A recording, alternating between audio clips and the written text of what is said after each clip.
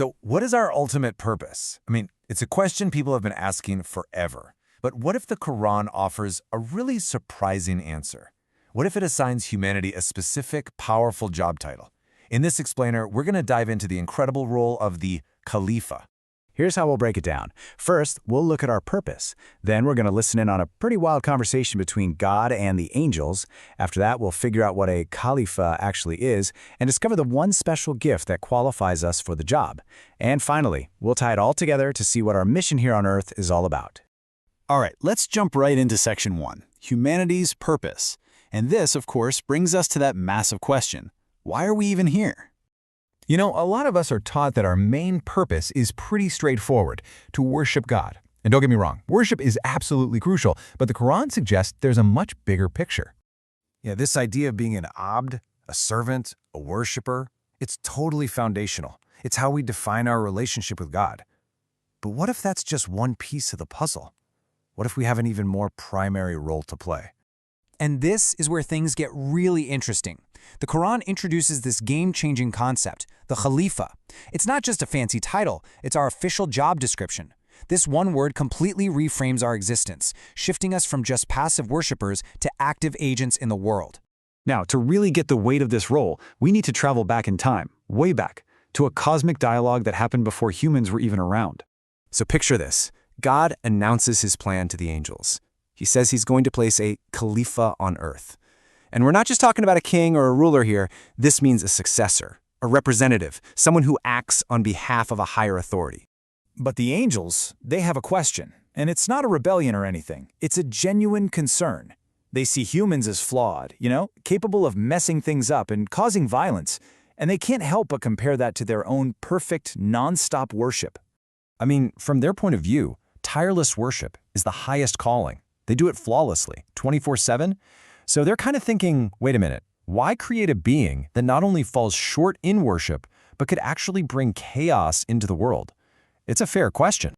And this leads us to a really pivotal question. What does it truly mean to be a Khalifah? Because this is way more than just a title. It's a mission. A Khalifah is basically a steward, a caretaker, an agent, who's been entrusted to carry out God's will right here on Earth. To put it simply, we're meant to be God's hands and heart in the world. And this is the huge difference, right?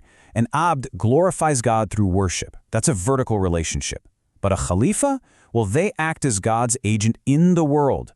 It's a shift from a purely vertical connection to one that also extends horizontally, out to all of creation. So what does this actually look like for us? It means we're called to be problem solvers. When we see suffering, we don't just offer a temporary fix. No, we're supposed to use our God-given abilities to create lasting solutions that get to the root of the problem. Okay, so this brings us to the climax of the story. If angels are the superior worshipers, why in the world were we chosen for this massive task? This is the central question, isn't it? The angels are masters of worship. They're flawless at it. So what do we possibly bring to the table that they don't?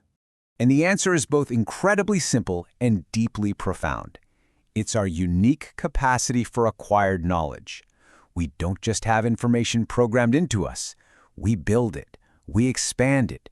We weave it all together. And this is really our superpower. We observe, we think, we connect the dots, and we learn.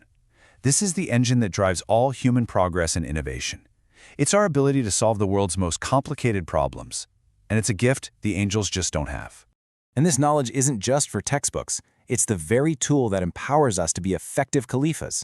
Think about life-saving medicines or technologies that build entire societies. That's our acquired knowledge in action, being a real force for good in the world.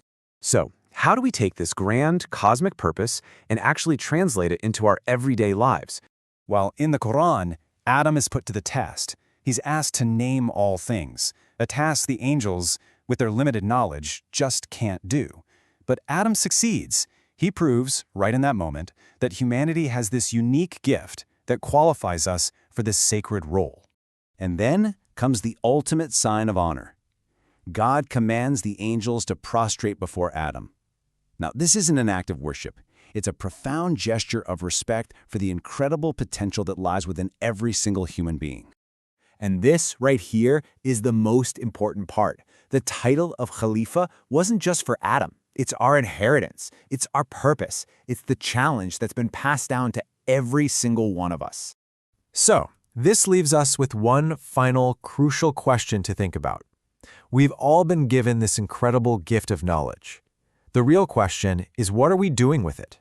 How are we using our unique abilities to fulfill our purpose as Khalifas on this earth?